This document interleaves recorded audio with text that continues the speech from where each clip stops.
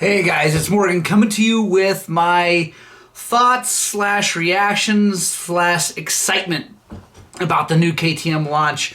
It just happened this morning at 10 o'clock. I'm actually just getting ready to watch it, but you're going to see this after it has happened. I'm trying some new stuff here. I'm going to try to record the screen and what's going on and talk during it. I don't know if that's going to work or not, but I hope you guys stick around and hear my thoughts and reactions to the new line. As we all know, the W line is all the same for KTM. I think most of us know that the SX 4-strokes, the 250 and 450, are going to be like the factory editions from this current year, the 2022s. But we are mostly excited about the rumored and now pretty much confirmed throttle body injection SX 2-strokes and hopefully XCs. Now, I have ordered a 2023 300XC. I ordered it a long time ago. I'm actually going to get the very first one in Montrose because I talked to Davis about that. Thank you, Davis Service Center, for honoring that. I really appreciate it. So I don't know when that's going to happen yet. They still don't know, but pretty soon. Hopefully they got the W's out a lot earlier than they normally get the W's out. So hopefully maybe June or July. That'd be awesome. If they do, I can start racing that thing. I'm really excited. I guess without further ado, let's watch this thing together and check it out. All right, guys. Well, I haven't found the keynote. Doesn't seem to be working, but if we take a look here, we can see that they have, they have the 23XC models up on the website. So let's just do it like this because, yeah, I don't know. They don't have, they're not doing it. So the XC is the model I'm most excited about anyway, so forget the whole launch thing. I was excited about it. Maybe we'll watch it later together, but let's dive in and take a look at what they have for the 2023 300XC because this is what we've all been waiting for. So, first of all, let's start off with the MSRP is $11,099. Yeah, crazy. Obviously, super bold new graphics. It looks like it's got a real shorty little silencer, which is pretty rad. They've got the kind of throwback 90s graphics with some purple in there. Let's see, from this picture, we're just slowly going to go through it. Obviously, the shape of the plastics is different, shape of the seat's different. All right, let's move on. Maximum power, least possible weight, amplified low maintenance. The 23 300 is set to take on the open category by storm, making more than 57 horsepower from an engine that only weighs 23.9 kilograms. All right, so let's move through. There's another picture of the back of it. Yeah, that silencer is tiny. I like that a lot, actually. That's pretty rad. My hope is, and I think what's going on here, is that they're turning the XCs into just a race bike, which is what I had hoped, because the TPI was made to meet emission standards. That's why I think they weren't the world's best, because they had to meet emission standards, so they had to be really lean, and anyway, they didn't run that great. But ooh, there's the left side. Nothing we can see quite yet. Really exciting. Looks like they put different tires on it, which might be good. Yeah, bike looks good. So let's move on. Engine and exhaust, and as expected, there it is. You guys can see there's no transfer port injection going on. The cylinder looks completely new. The power valve is completely different. The head looks different. Means that Kelsey, you and I are gonna have to talk about heads. Water pump's different. The motor is completely different. No kickstart boss. Looks like they're going with throttle body injection, which was what we kind of all expected. Let's see. All right. Electronic exhaust control. There it is. Another official thing that's been rumoring for a while. The EFI premix gas. Super excited about that. Really excited about that. I never liked the oil pump on that. It's just another thing to fail. Now there's no more jetting setup pre-race, and thanks to the all-new key and EFI, the ECU coming from Vitco and reed valve case design, you can be guaranteed laying down optimal power at any altitude all the time. That is awesome. The motor looks tiny also, super tiny. Obviously right here you can see it's still got a counterbalancer, throttle body injected just like all the 4-strokes, which I like a lot. Looks like there's another injector right up here, or that's maybe a sensor for either crankcase pressure or something like that. We'll figure out more as we go. Also, guys, do know that I am getting one of these bikes. First one in Montrose. So as soon as it's here, I'm going to be completely tearing the thing apart to grease the chassis and dive deep into it. So make sure you subscribe. There's a lot of guys that are going to be making videos. I feel like I am going to really hammer on this thing. So I want you guys to come along with me as we journey through. If you've watched most of my videos, you know that I'm not a big fan of fuel injection on 2-strokes, but really that was more about the TPI than anything. This has got me really excited.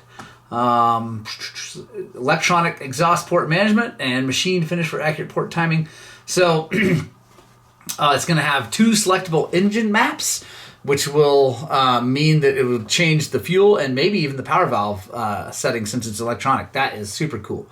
Also looks like, guys, if we look here on the head, looks like a replaceable dome. So that could be awesome. I'll have to talk to Kelsey. Maybe we'll get one of those domes right away, get it off to Kelsey, and we can start working on an RK Tech head for this thing. Cylinder head, new radiator hose, which features a visible water temperature sensor displaying the engine temperature. Okay, cool. That's awesome. During servicing, accurate reassembly is guaranteed thanks to clear ignition or indication markings on the cast aluminum cylinder head. Nice. Awesome.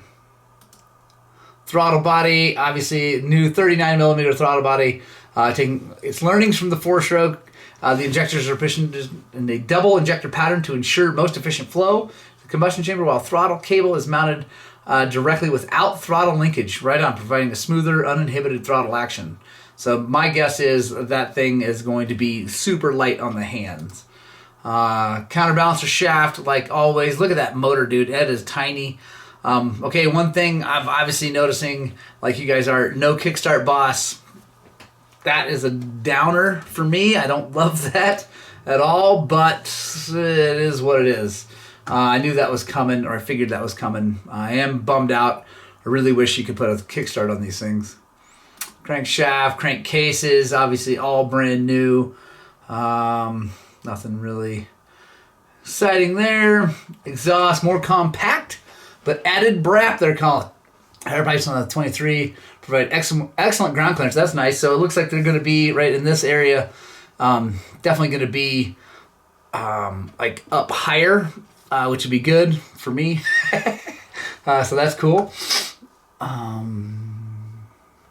So it's got a compact silencer. They're saying aluminum silencer to add to the sound. I think that silencer is going to be really cool. Clutch is definitely basically the same as before. It's nothing different, but it's the DDS clutch. Obviously a phenomenal clutch. So there we go. All right, chassis. On to the chassis. No matter how hard and gnarly the trail is, you'll stay in complete control thanks to all new frame design. Has not only been engineered for longitudinal rigidity, but also repositions rotating mass closer to the center of gravity. That is what Yamaha did when they flipped the motor backwards and they tried to move the mass closer to the center of mass and center of gravity, whatever, and make the bikes handle better. So thicker frame walls, improved reliability, and flex characteristics are good, blah, blah, blah. New shock mounting also provides anti-squat behavior, so we'll see what's going on there. Additionally, the inclusion of forged brackets on the lower frame rails allows for easy installation of the skid plate. That's good. I am really happy with the current setup on the KTMs with being able to just bolt skid plates to it instead of having to put that thing on there. Polymid reinforced aluminum subframe. So it looks like they've got kind of a mix of the Husqvarna subframe. They've got the plastic kind of style going on, but with aluminum spars, so that could be cool. It's a 2-piece with aluminum, so interesting. We'll see. Hopefully that holds up better than the Husqvarna ones. Wheels and tires. Okay. Let's see. High strength, lightweight black alloy rims by Giant. Interesting. A couple CNC machined hubs using lightweight spokes. Silver anodized aluminum nipples. Dunlop Geomax MX33F takes care up front, and AT81 out back. So I like the AT81 rear. That's good. Obviously, they took some cues because they got rid of the AT81 on the front. Thank goodness. Yeah. So, yeah. Anyway, that's awesome. Foot pegs. All new CFD designed footrests offer bigger contact area for better control, but also makes them less susceptible to hooking up on deep trail ruts. Nice. So it looks like they're really narrow, guys, like narrow this way, but nice and big. That's also. This was achieved by new narrow frame mounting design, which also helps reduce overall weight. Cool. Awesome. Foot pegs look great. Swing arm looks like it's about the same. Ooh, but it says a new hollow die-cast aluminum swing arm designed to offer optimal stiffness and reliability at the lowest possible weight. New 22 millimeter rear axle has also been fitted to match the new flex characteristics of the chassis. So, they've gone back down on the axle. That is interesting and good, I think. So they've gone smaller on the axle. That big axle they had on them recently was a huge thing, and definitely super stiff. Let's see. New chain guide guard and chain gliders result in improved durability, less chance of hooking on boots external. Okay, so it looks like they moved the chain guide like down in, so less things to get hung up on. Airbox designed precisely positioned inlet ducts aimed at preventing air deformation, ensuring maximum airflow. The air filter is easily accessed without tools, like normal. So it looks like it's got the same style mounting. If we come over here and look, it's got the same little clippy things that go on it. They're in a different place. Looks like the air filter is a different shape. So now we got to stock more air filters at the shop. That's a bummer, but that's okay. It looks like it's a good setup. I really like that style with the clippies because it keeps you from being able to screw up the air filter installation. All right, so ergonomics and comfort. Here we go. Front forks, 48 millimeter airtight WP exact forks with split damping function provides all the confidence you need to attack the trails. New hydro stops in the fork legs improve bottoming out resistance and account for less rebound when attacking big bumps while hauling across the country. Redesigned fork protection rings also increase protection against dirt, making them as reliable as they are awesome. So, sounds like the internals are a little bit different. That's cool. We'll try those out. By the way, guys, I'm going to be riding this bike bone stock. I'm going to take it apart and grease everything, but I'm going to ride it bone stock for quite a while, at least get a few hours. I'm going to try to maybe do 10 hours before we do anything to it. Then we'll obviously be diving deep into the TPT situation, making that good. Rear suspension. All new rear shock design results in a reduction of overall length and less weight compared to the previous generation while keeping the suspension at 300 millimeters of travel. Adjustability is now taken care of by hand adjustable dual compression. Oh, nice. So no need to get out the screwdriver anymore. And same with the rebound. You can see down here, you got a little guy up here. So for both high speed and low speed, that's awesome. See, hydraulic clutch, same as always, Brembo. That's good. Nothing new there. Neck and handlebar, I could care less, honestly, because I'll be putting my own handlebars on. I mean, I'm going to ride with these handlebars. If I love them, maybe I'll keep them. But I think probably, let's see, so whatever. Who knows? We'll try them out, but I usually run a Woods High, and that's just whatever. All right, bodywork and graphics. Functional bodywork, they say. BNG. So, bold new graphics. 23 XC range featuring entirely new and improved rider triangle, providing improved knee contact. That could be good, especially when standing on the pegs, with improved gripping surfaces all around.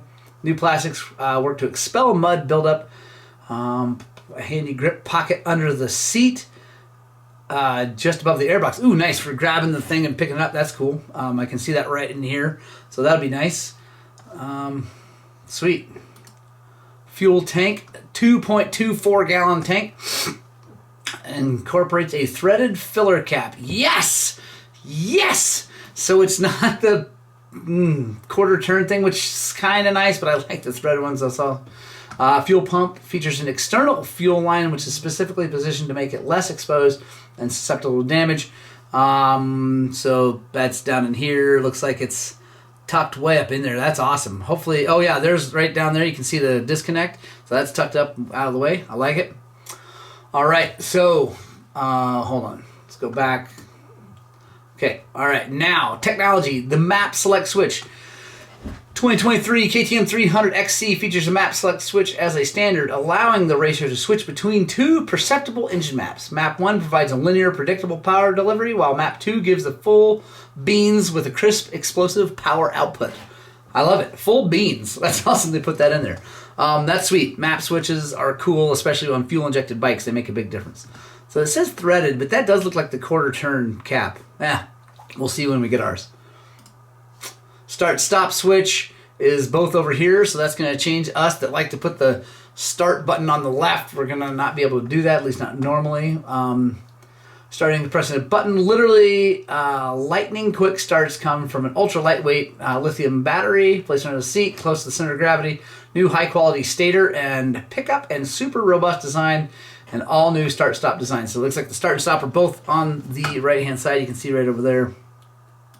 Let's see. All right, next. I think that's it. Let's go through.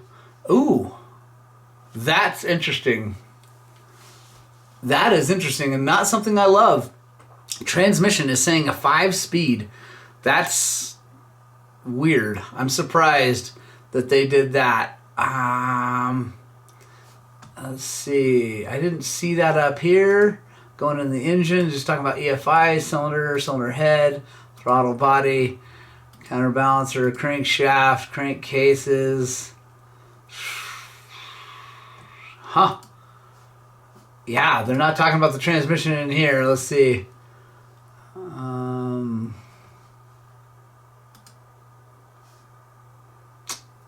That's interesting. So if the 300 only has a 5-speed, that's not going to be my favorite. I'm still going to obviously ride it, but I don't love it. Motor is still square, 72 millimeter bore, 72 millimeter stroke. All that. Let's see. So obviously they all got the power parts out and stuff like that. All right, guys, what do you think? I'm excited. I'm really, really excited. I think I really like the idea of throttle body injection. I like the idea of pre-mixed gas. I like the map switch. I like that they've lightened everything up. I like that they've changed the suspension, all that stuff. I don't like it. If it really has a 5-speed transmission, that's not going to be that cool. Whatever. I mean, it's not a deal breaker. 5-speed's fine, especially for racing. That's really what my bike's going to do most of the time, is be a race bike. So that's fine. 5-speed will be just fine. I like 5-speed on the Yamaha. I'm assuming it's a close ratio. It doesn't really talk about what it is. Let's see. Weight without fuel. Let's see what exactly that is. It's in kilograms. Hang on. I'm terrible at. So they are claiming 220 pounds without fuel. That's freaking light. We'll definitely be checking that. Guys, make sure you subscribe to the channel because, like I said, we're getting the first one of these in Montrose at least, and it's going to be early in the world because Davis has been a KTM dealer a long time, and they get bikes early. Yeah, I'm excited, guys. I hope you're excited. Sorry we didn't get to watch the whole thing and all that stuff, but whatever. I couldn't find it. Something's glitchy. I don't know what. It doesn't matter. We look deeply into the 300XC, which is the one I care about the most. Yeah, hope you guys like that. Hope you guys get out, spread the gospel 2 wheels, and I desperately hope that what we're doing here at Highland Cycles is inspiring you guys to work on, but more importantly, get out and ride your dirt bikes!